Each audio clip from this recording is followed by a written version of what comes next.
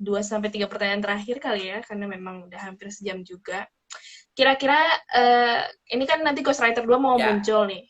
Kira-kira ntar tahun depan tuh mau coba genre apa lagi sih? Kan komedi udah, horor.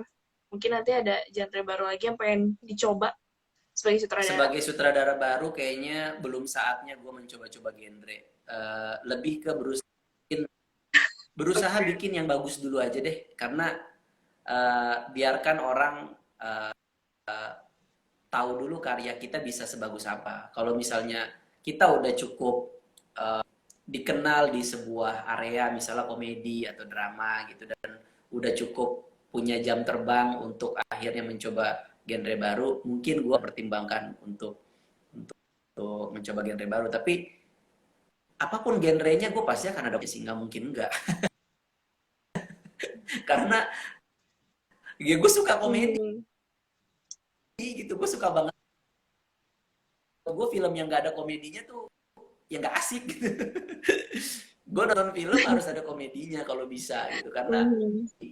bisa jadi apa yang film kan, capek juga nonton film nangis-nangisan terus atau kejar-kejaran berantem teman terus. Kalau misalnya ada komedinya tuh kayak lebih seger gitu.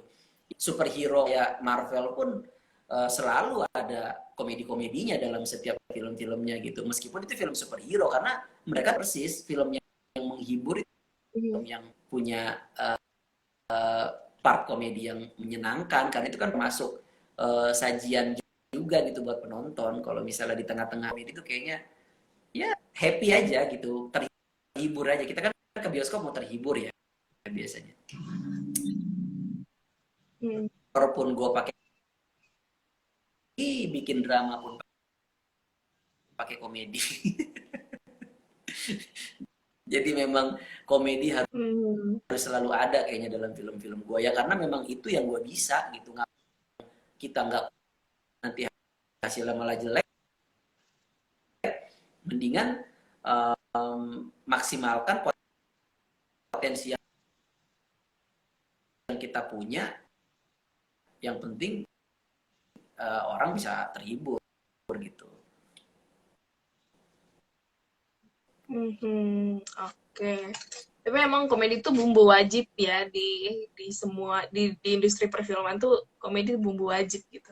Terus ada Kalau nggak sentuhan-sentuhannya hambar gitu. gitu ya, kalau nggak ada bumbu komedinya. Iya, Sarah. Oh iya, sama.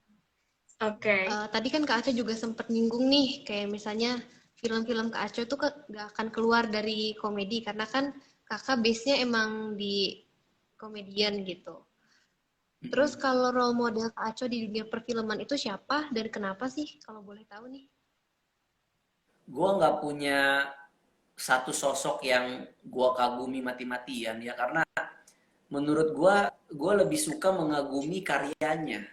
Jadi jangan orangnya, karena kalau misalnya orangnya, biasanya orang tuh kadang nggak selalu bikin karya yang bagus. Ada kalanya dia bikin karya jelek juga. Jadi takutnya ntar kita kecewa.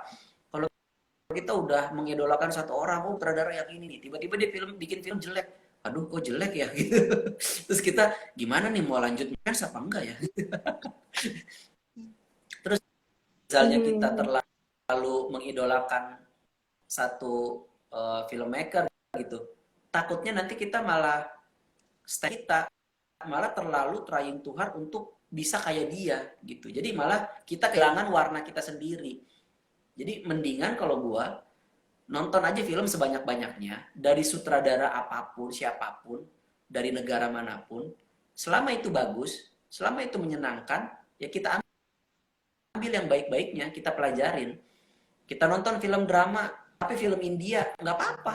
Kalau memang ada formula yang menurut kita, oh dramanya bagus banget ini, ya bisa kita adaptasi. Kita nonton film Korea, romance-nya megang banget misalnya. Ya kenapa enggak? Mungkin memang itu yang manis gitu. Eh, terus dari musik apa scoring itu juga banyak gue terpengaruh sama drama Korea. Waktu bikin musiknya gara-gara Wasan, gue sangat terinfluence sama musik scoringnya drama Korea gitu, karena buat gue bagus gitu.